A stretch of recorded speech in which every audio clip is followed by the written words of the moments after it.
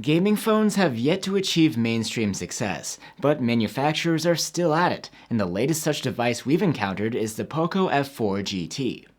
If you're a hardcore mobile gamer or just looking for a Poco phone with some nice specs, the F4 GT might pique your interest. I'm Will for GSM Arena, and let's see what it has to offer in our full review.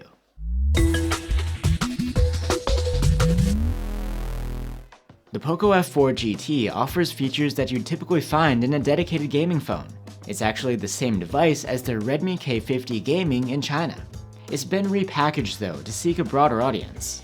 The phone's design doesn't scream gamer, but there are some edgy and stylistic touches. Its glass back has some neat angular accents all around, and even the camera bump brings this hourglass shape. There's even some text around it, freezing speediest, maybe a mistranslation. The frame is made from aluminum, and the phone feels quite sturdy, but unlike last year's F3 GT, there's no IP-rated protection. As a gaming phone, it's not as in-depth of a package as some competitors. You don't get a fancy cooling fan or accessories, or extensive gaming-related options. There are LEDs at least around the camera bump, which will light up for certain things like notifications. And the charging cable has a right angle to it, so you can charge the phone while gaming, and the cable will stay tucked out of the way. But the main gaming-centric feature you'll get on the Poco F4 GT are retractable hardware triggers. They're on the frame near the corners. Each one pops out with the flick of a switch. They're clicky and satisfying, and offer a nice advantage for certain genres, like racing games or shooters. The display of the Poco F4 GT is a 6.67-inch OLED, with a 1080p resolution, Gorilla Glass Victus protection, and a smooth 120Hz refresh rate. There's support for high frame rate gaming here, at up to 120 FPS, and thanks to a 480Hz touch sampling rate, the panel is quite responsive to your touch. The refresh rate is able to dial down to 60Hz to save energy when you're idling on the home screen or with certain apps, but it can go down further than that. The display is quite nice. It's sharp and contrasty with support for 10-bit color and HDR10+. Colors can be nicely accurate if you tweak them in settings. And max brightness is quite respectable too. We measured 470 nits with the manual slider, and that boosts to 760 nits in auto mode when in bright sun. One interesting feature of the Poco F4 GT is that there are 4 speakers, rather than 2 for your typical stereo setup. They're grouped together in pairs, each pair consisting of a woofer and a tweeter.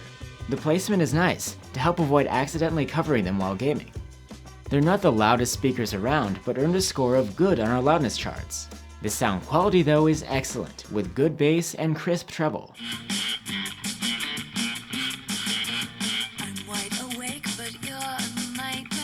You can't have a gaming phone without a high-powered chipset, and the Poco F4 GT brings the best, the top-tier Snapdragon 8 Gen 1. As expected, it posts impressive numbers, and handles heavy Android games without a sweat. As I mentioned before, there's no fancy cooling fan here, but there is an extensive passive cooling system, which involves 2 vapor chambers. But even so, we did experience some thermal throttling in our testing, which was in line with your typical flagship phone. Powering the phone is a 4700 mAh battery, which is split into 2 cells for faster charging. The overall performance is mediocre though, with the GT scoring an endurance rating of just 81 hours in our tests. It may not last the longest, but it's among the fastest to top up, thanks to a bundled 120-watt hypercharger. We normally test how much a device can charge in half an hour, but the Poco F4 GT was able to charge from 0 to completely full in just around 20 minutes. For storage, you get 128 or 256 gigs on board, and that's not expandable. And the interface of the phone is a pretty standard one. It's MIUI 13 based on Android 12. It's nearly the same as what you'd find on any recent Xiaomi or Poco phone. There's a side-mounted fingerprint reader for your biometrics, and it's fast and reliable. The Poco F4 GT doesn't bring any extra gaming-related features beyond the Game Turbo launcher, which is already found across Xiaomi devices. It offers some options, but nothing too in-depth. There is an associated overlay which you can bring up in-game, and it will give you options like Do Not Disturb and screen recording. What's unique here is that you get mapping for the shoulder buttons, so they can replace on-screen controls. You also get extra functionality on the home screen based on the triggers. You can use them as shortcuts to various functions, but not actual apps. If you're interested to find out more about MIUI 13's general functions and features, you can check out our dedicated video. Finally, we reach the cameras, which are nothing extraordinary. There's a 64 megapixel main cam, an 8 megapixel ultra wide, and a 2 megapixel macro cam. During the day, the F4 GT's main camera captures respectable photos. Detail is nicely crisp and noise is low. Sharpening and dynamic range are about middle of the road.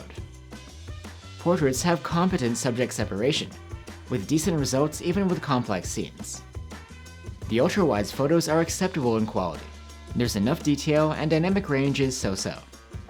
2 megapixel close-up photos from the macro cam are nothing special.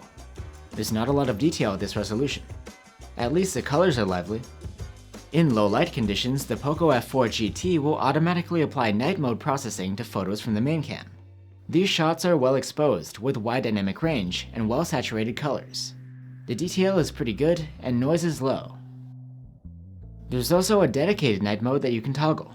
This produces slightly different results, with heavier sharpening applied and boosted shadows. The ultra-wide doesn't get the auto night mode, and its nighttime photos are very dark, hardly even usable.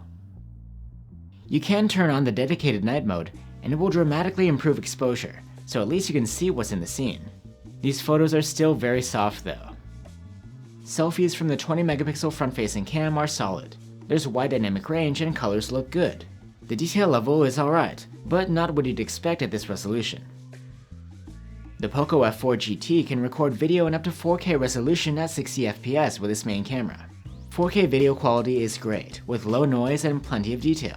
The colors are quite vivid, which might not be to everyone's taste.